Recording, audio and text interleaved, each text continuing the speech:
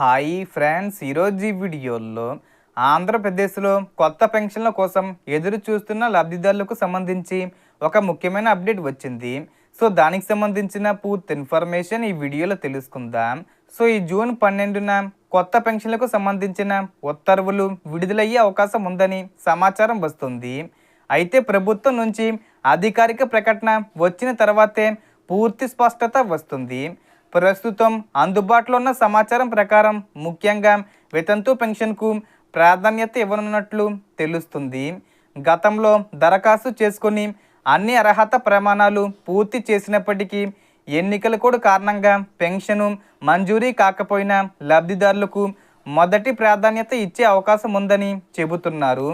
ప్రభుత్వం వద్ద ఇప్పటికే అర్హుల జాబితా ఉండడంతో ముందుగా వారి వివరాలను ధృవీకరించే ప్రక్రియ చేపట్టవచ్చని సమాచారం. ఇందులో బయోమెట్రిక్ లేదా ఫేషియల్ అథెంటికేషన్ ద్వారా లబ్ధిదారులు ప్రస్తుతం ఉన్నారా లేదా అనే విషయాన్ని పరిశీలించవచ్చు. ఆ జాబితాలో ఖాళీలు ఏర్పడితే కొత్త దరఖాస్తులకు అవకాశం కల్పించే అవకాశం ఉంది.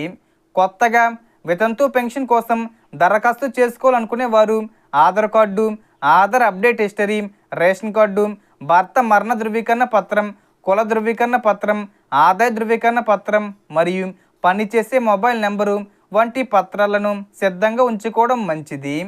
దరఖాస్తు ఫారం విడుదలైన తర్వాత గ్రామ లేదా వార్డు సచివాలయం ద్వారా పూర్తి వివరాలు తెలిసే అవకాశం ఉంది. సో మనకు వచ్చిన ఇన్ఫర్మేషన్ ఇది ఫ్రెండ్స్. మీకు ఈ వీడియో నచ్చితే లైక్ చేయండి, షేర్ చేయండి అండ్ సబ్స్క్రైబ్ చేసుకోండి. Thanks for watching.